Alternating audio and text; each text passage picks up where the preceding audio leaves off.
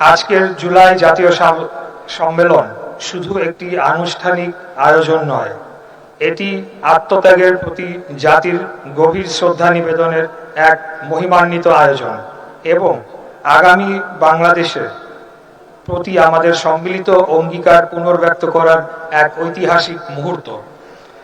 একটি জাতির জীবনে কিছু দিন আসে যা শুধু ক্যালেন্ডারের একটি তারিখ নয়, কিছু দিন আসে যা ইতিহাস হয়ে যায়, কিছু দিন আসে যা প্রজন্মের পর প্রজন্ম মানুষের বিবেককে জাগিয়ে রাখে। জুলাই তেমনই একটি নাম। প্রিয় ভাই ও বোনেরা, আজ থেকে 2 বছর আগে এই বাংলার মাটি এক অভূতপূর্ব সময়ের সাক্ষী হয়েছিল। সেদিন কোমল হাতে প্ল্যাকার্ড ছিল, কিন্তু সেই হাতের সাহস ছিল পাহাড়ের চেয়েও দৃঢ়। সেদিন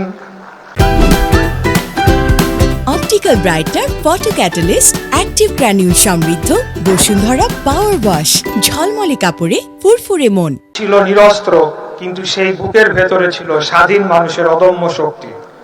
সেদিন রাস্তায় শুধু মানুষ ছিল না, রাস্তায় নেমে এসেছিল একটি জাতির বিবেক। যে তরুণকে বলা হতো দেশ নিয়ে ভাবে না, সেই তরুণ তরুণীরাই প্রমাণ করে দিয়েছিল তারুণ্য কখনো মরে যায় না। দেশ ডাকলে, মানুষ ডাকলে, ন্যায় ডাকলে বাংলাদেশের তারুণ্য সাড়া দিতেই জানে। প্রিয় উপস্থিতি, আজ এই অনুষ্ঠানে এমন অনেক মানুষ আছেন যাদের শরীরে এখনো সেই সংগ্রামের ক্ষতচিহ্ন বহমান।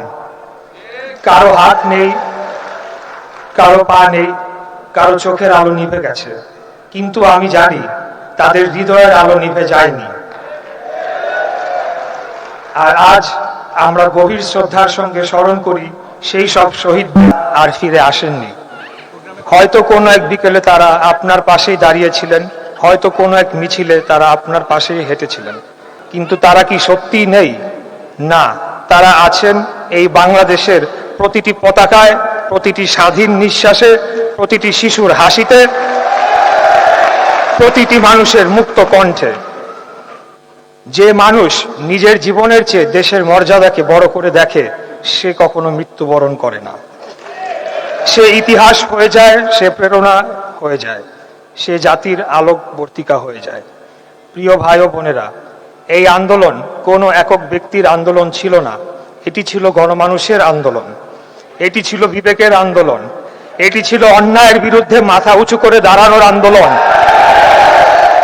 এখানে ছাত্ররা ছিল, এখানে শিক্ষকরা ছিলেন, শ্রমিকরা ছিলেন, রিক্সা চালকরা ছিলেন, ক্ষুদ্র ব্যবসায়ীরা ছিলেন, স্কুল পড়ুয়া শিশুরা ছিল, মা ছিলেন, বাবা ছিলেন, আর ছিলেন কোটি কোটি সাধারণ মানুষ যারা বিশ্বাস করেছিলেন একদিন বাংলাদেশ আরো ভালো হবে। প্রশ্ন করি আপনাদের, আপনাদের তো সুন্দর ভবিষ্যৎ ছিল। আপনারা চিকিৎসক হতে পারতেন, প্রকৌশলী হতে পারতেন, বিজ্ঞানী হতে পারতেন, উদ্যোক্তা হতে পারতেন, বিশ্ব জয় করার স্বপ্ন দেখতে পারতেন। তবুও যখন দেশের সামনে ন্যায় আর অন্যায়ের প্রশ্ন এসে দাঁড়ালো, আপনারা নিজেদের ভবিষ্যৎ আগে দেশের ভবিষ্যৎকে বেছে নিয়েছিলেন। এই আত্মত্যাগী ইতিহাস লেখে, এই সাহসী একটি জাতিকে মাথা উঁচু করে দাঁড়াতে শেখায়।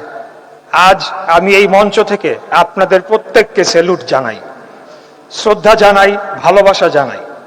প্রিয় ভাই ও বোনেরা, আমরা যেন একটা বিষয় কখনো ভুলে না যাই, জুলাই শুধু অতীতের স্মৃতি নয়, জুলাই ভবিষ্যতের দায়িত্বও বটে।